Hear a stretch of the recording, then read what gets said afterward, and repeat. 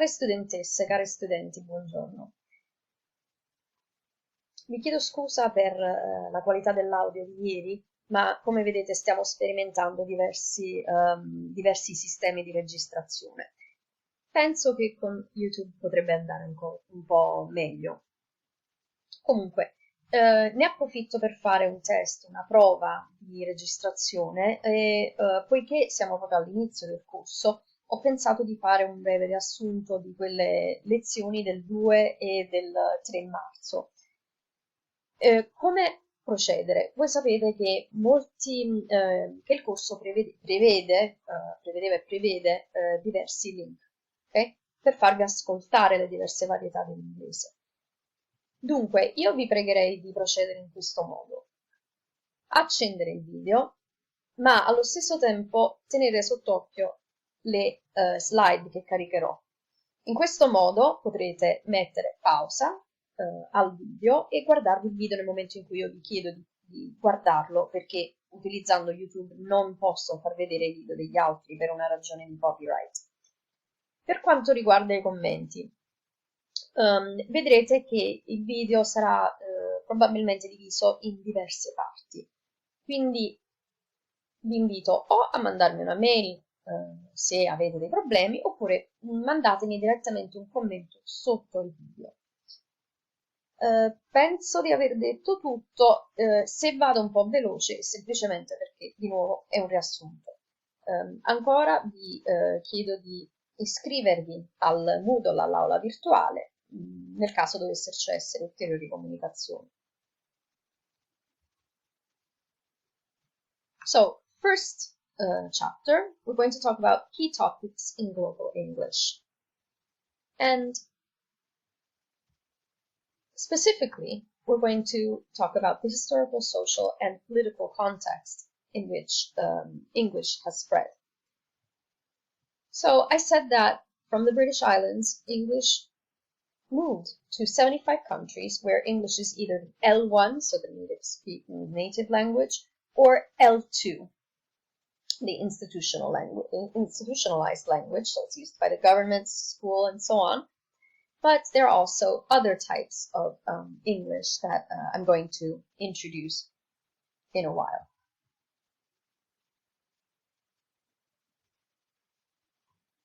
So here you can see a map of where English is spoken. And as you can see, green indicates 100% of the population, down to where it's very red and so spoken only by 0 or 5% of the population. We're going to hear the name of this scholar a lot, Crystal, and in his 1997 book, he adds a comment, and it is that if we add pidgins and creoles, L2 speakers of English are way more than the L1 speakers. What does this mean? That there are lots of people who are not native English speakers who speak English.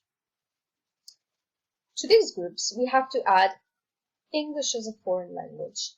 The acronym is EFL. This means that there are some people who learn English, even if it's not the institutionalized language in their country, okay? So where the government, for instance, doesn't speak English. People who learn English just for fun.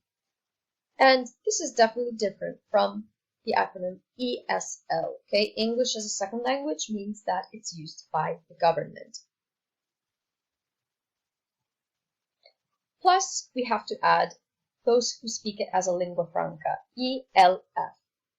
I gave you the example of places where English is used to communicate between two people who cannot understand the other person's language, and so they use English. I gave you the case of Musikmesse that uses English as one of its forms of languages of communication in Germany, if you remember. Before we go any further, I want you to watch this video about Cockney, okay? This is I also highly recommend this website, this YouTube channel, because this teacher, is very fun, and he has great communication skills.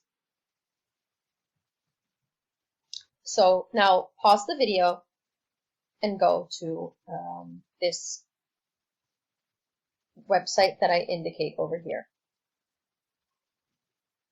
Okay, so I hope you enjoyed Papa English, and he gave you lots of explanations about Cockney accent and pronunciation and vocabulary. So I hope you really enjoyed that part. Now let's go back to our explanation. So there have been two dispersals of English. Okay, a first diaspora and a second diaspora. During the first diaspora, about 25,000 people moved from the south and east of England to North America and Australia.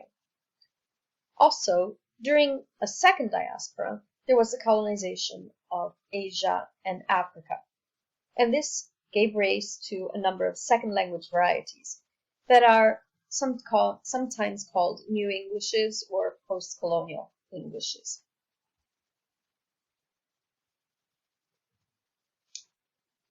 Walter Raleigh's expedition in 1584 to what have become the United States is considered the earliest from the British Islands to the New World after Columbus. So there was no permanent settlement at all. Okay, we know of conflicts with the native population, and then these British people mysteriously disappeared. And this is the guy we're talking about.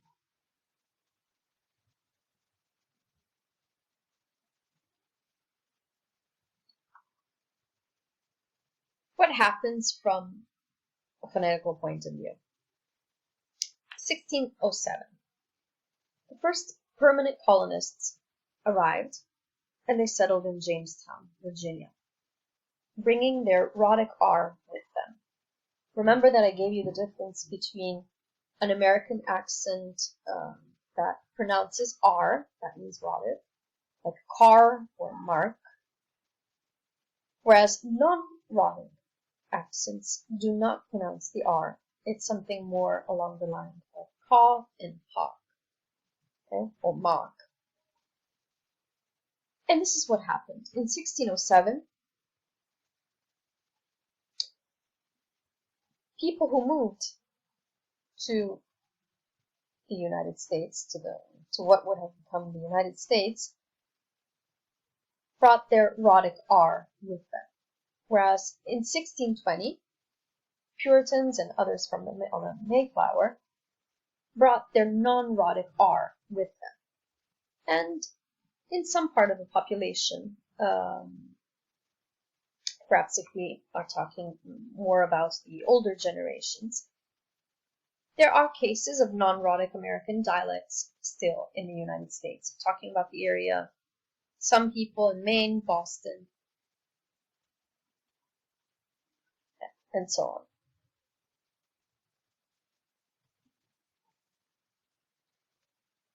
Then, with the 17th century, there's the phenomenon of slave trade. Okay? This is how English spread to the southern parts of America and the Caribbean.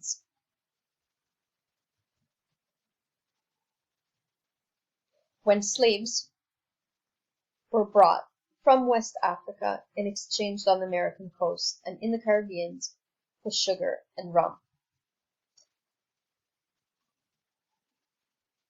This dark part of history led to the creation of pidgin languages and later on Creoles for the second generation. Okay, pidgin languages, a language of contact between the British people and the local population. The second generation uses a language that is defined a Creole, okay, because it's no longer a language of contact, but a language per se. what happened in the 18th century? This is when there was a large-scale immigration from Northern Ireland. If you click on this link, you can see a GIF, quite a quick GIF, I must say, that shows you the different migrations throughout the centuries. So now you can pause the video and go to this GIF, please.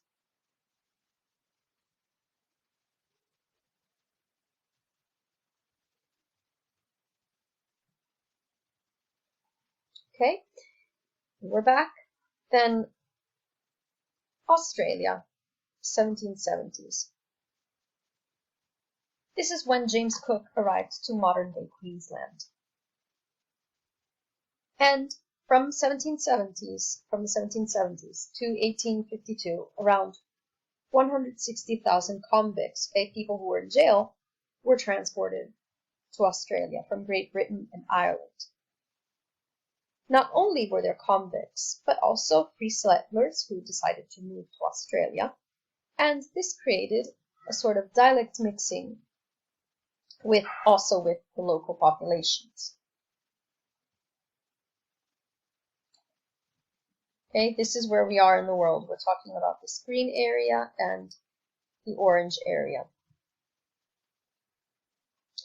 New Zealand. Well, New Zealand, European traders arrived here in the 1790s. Okay, but there were several people who moved there. For instance, in the 1840s, people from Great Britain moved there. In the 1860s, people from Australia and Ireland. And then, again, from 1870 to 1885, people from the UK moved to this area of the world.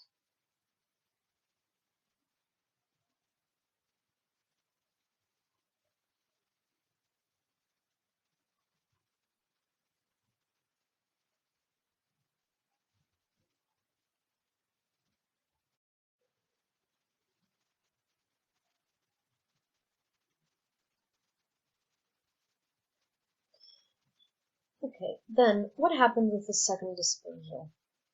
English was moved from the British Islands to Asia and Africa. English arrived in Western Africa and West Africa in the late 15th century.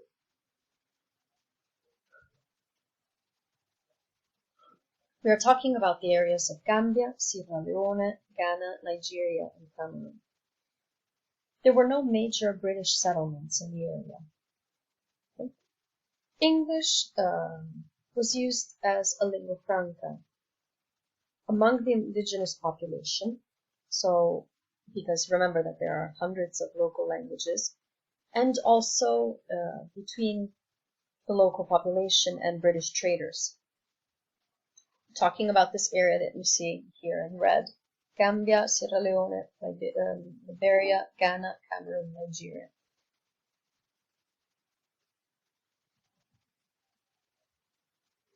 Now, let's look at the situation in South Africa. South Africa was colonized by the Dutch population in the 1650s, so they were the first to arrive. British population arrived only in 1795, more or less. And they settled in large numbers only after 1820. We're talking about this area over here. Okay? South Africa, Namibia, Botswana, and so on. And then East Africa, the area of Kenya, Uganda, Tanzania, Malawi, Zambia, Zimbabwe. And this is where the British colonists arrived in the 1850s, with David Livingstone.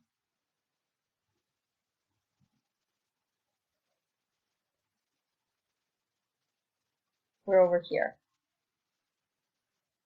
Okay, this area of Africa.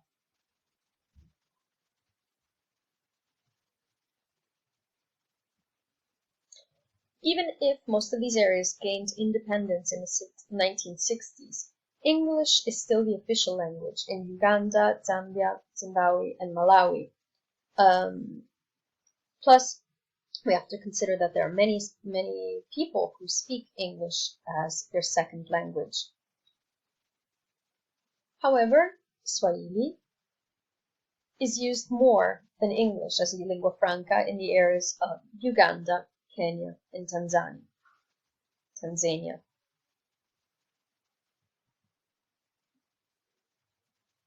Okay, over here.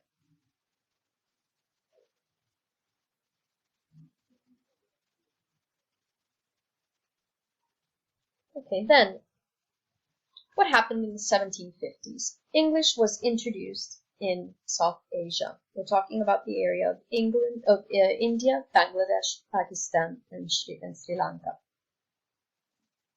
Nepal, and Bhutan. Okay, over here. Thanks to the Macaulay Minute of 1835, English was introduced in the educational system, and it became the official language of the English of the Indian educational system.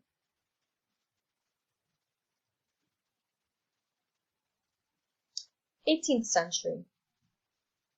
This is when English arrived to East Asia and Southeast Asia, East Asia, and South Pacific, thanks to James Cook.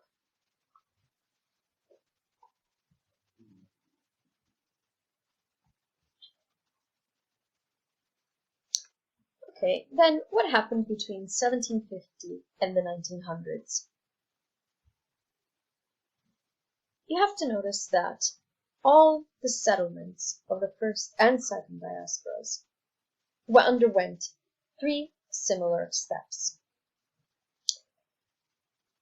Up until the 1750s, British settlers imagined themselves as English speakers from Great Britain who happened to be living overseas. Okay? Just a long vacation. Then, later on, these colonies gained linguistic, but also political, in some cases, independence from Great Britain. And then eventually, it were the non-native speakers had to learn the English language to communicate in the institutionalized contexts, but also with other populations. And that was the end of the first class that we had together. Now, we also had this second part, the second class, about who speaks English today. Well, pay attention to these different acronyms. ENL stands for English as a Native Language, where English is a mother tongue, and this occurs in the UK, USA, Canada, Australia, and New Zealand.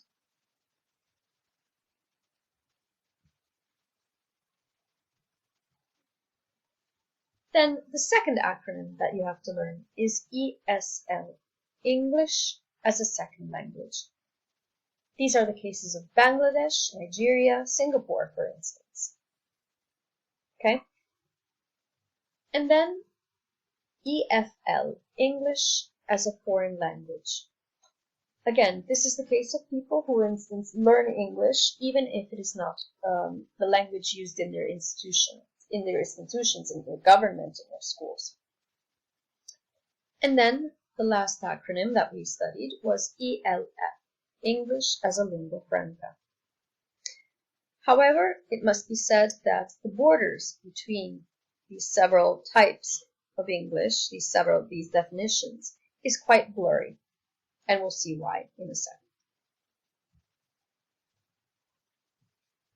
Let's get into something more theoretical, and it is the models and descriptions of the spread of English. There have been several scholars who have tried to establish their own idea about the spread of English and how to classify the different varieties of English. First one that we can look at is Streven's world map of Englishes. If you remember, we looked at this map where everything starts from English, that is divided into American English branch and the British English branch, and then there are several subdivisions, okay, spread throughout the world.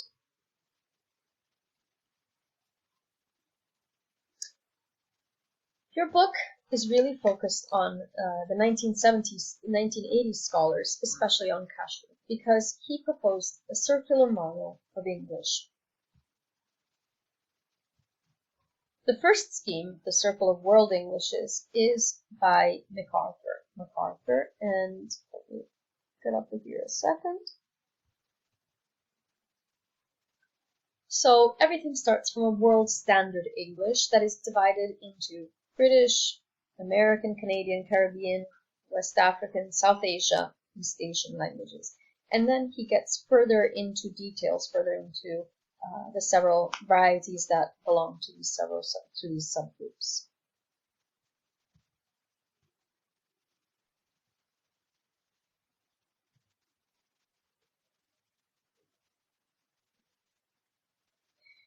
Okay, this is Casher's three-circle model of world Englishes from 1992. And as you can see, he divides English varieties in the inner circle, UK, USA, Canada, Australia, New Zealand. A bigger circle called outer circle, where usually English is spoken as an L2, so it's an institutionalized language. Remember about the examples of India, Ghana, Pakistan, Tanzania, and so on. And finally, the expanding circle. Expanding circle where English is used more as a foreign language. Okay, cases of China, Israel, Japan, Korea, and so on. You can see it's back in the 1990s, so it still has USSR. Pay attention to this. So we said that the inner circle is norm providing. This means that languages like American English, British English are the ones that give the norms, that give the rules.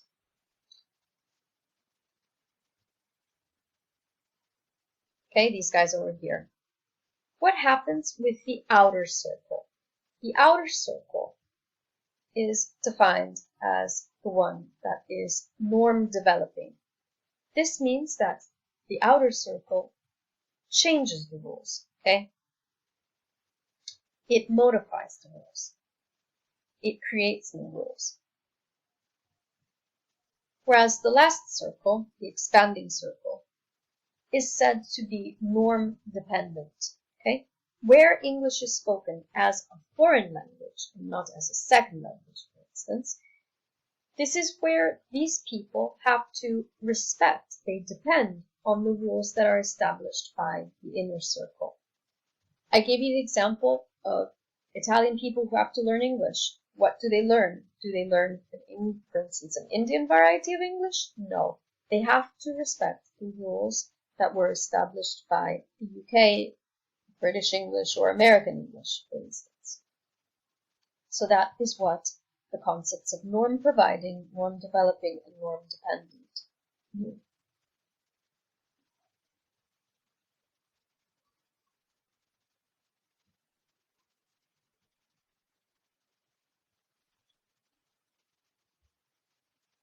Okay. Again, just like I told you before, ESL means that the language, that English has been institutionalized. Okay, it's used by the government, for instance, or at school. Whereas EFL varieties do not have, are situations where English does not have an official status, okay? It's dependent on the standards that were set by those living in the inner circle.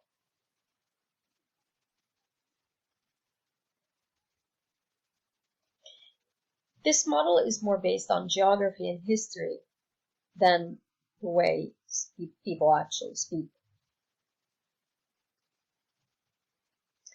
Remember that I told you that there is a gray area between the inner and outer circles. This means that in some of the outer circle countries, English might be the first language that is learned by people at home and no longer only at school. Or there is another transition area between the outer and the expanding circle, because there are some countries that are transitioning from the EFL condition to an ESL condition, like areas like Argentina, Belgium, Costa Rica, in for some cases Sudan and Switzerland.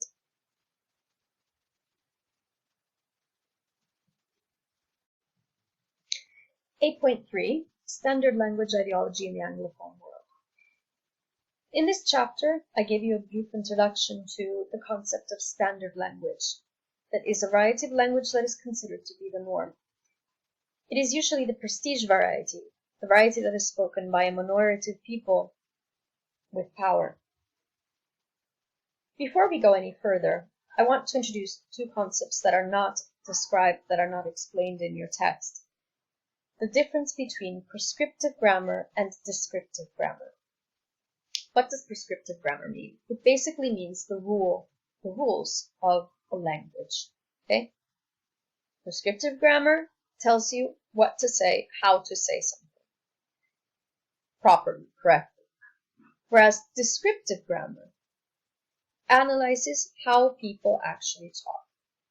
Let me give you an example in Italian.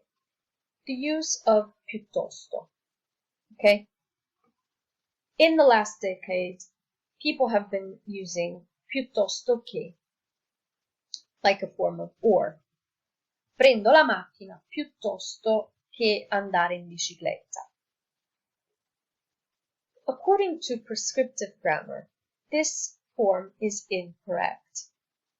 But, according to descriptive grammar, this is how people are starting to use piuttosto che, and so it's perfectly fine. Descriptive language just describes language the way it is used. Prescriptive grammar tells you how to say something, what is correct and what is not.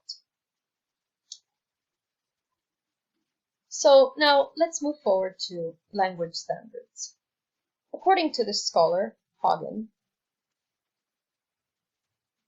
a language has to go through 4 stages in order to become a standard.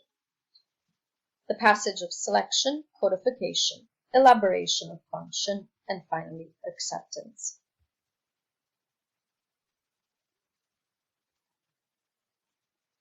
I want to read this excerpt from the Queen's English Society, 1972. This society had the aim of improving standards of English, encouraging people to know more about their wonderful language, and to use it more effectively and to enjoy it more. The aim of this society was to expose 4 English standards, discriminate against those who don't conform, and so standard languages are actually the result of a direct and deliberate intervention by society.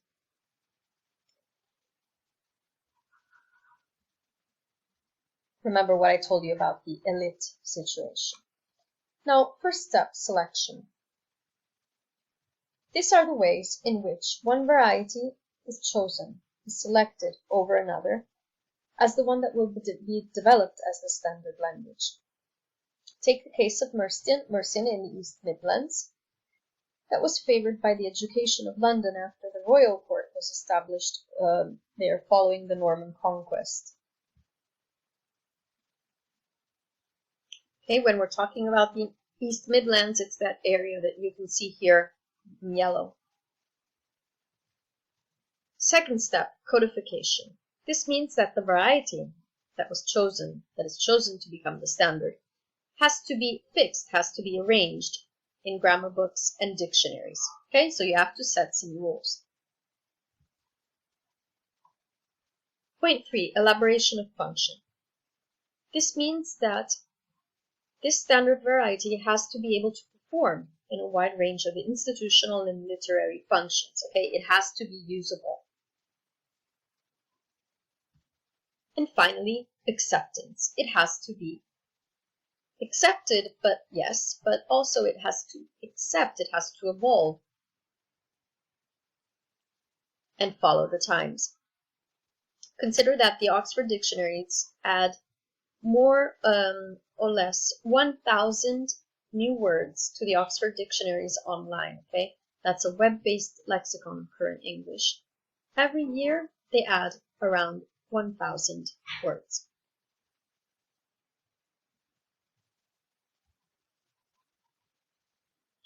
So several scholars have tried to define what a standard English is.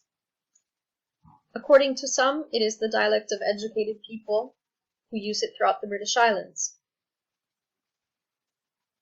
According to others, it's the variety of English that is spoken by educated speakers of the language. Okay, remember what we said about received pronunciation, or London accent. And then it also a kind of English that all native speakers learn when they learn how to read and write, even if this is quite far from how people usually use the language. Other scholars instead define, like Trudgell, define standard language by what it is not.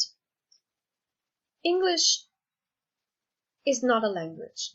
It is just a variety of a given English. It is also not an accent, if we consider that in Great Britain it's only spoken by 12–15% of the population. It cannot be defined as a style. It can be spoken in formal, neutral, or informal styles. Okay? And I gave you this example that all mean exactly the same thing. Father was exceedingly fatigued subsequent to his extensive peregrinations, or Dad was very tired after his lengthy journey, or the old man was bloody knackered after his long trip. They all use different styles, but they mean exactly the same thing, and they are all part of English. Also, it is not a register. Consider all the registers that we use, the register of medicine, of cricket, of knitting, of schooling, and so on. So it is not linked to one specific register at all. And above all, according to Trudgell, it cannot be considered a set of prescriptive rules. Okay, consider the example that I gave you. I've bought a new car, which I'm very pleased with, and I've bought a new car with which I'm very pleased. In both cases, even if the first case gives you, puts the preposition at the end of the sentence, it's still English. So Trudgell concludes saying that standard English is just a dialect that differs from the other dialects of English just because it has a greater prestige. There is no specific accent associated with it. It's not part of a geographical continuum, and it's just a purely social dialect, okay? Just a different variety, a specific variety.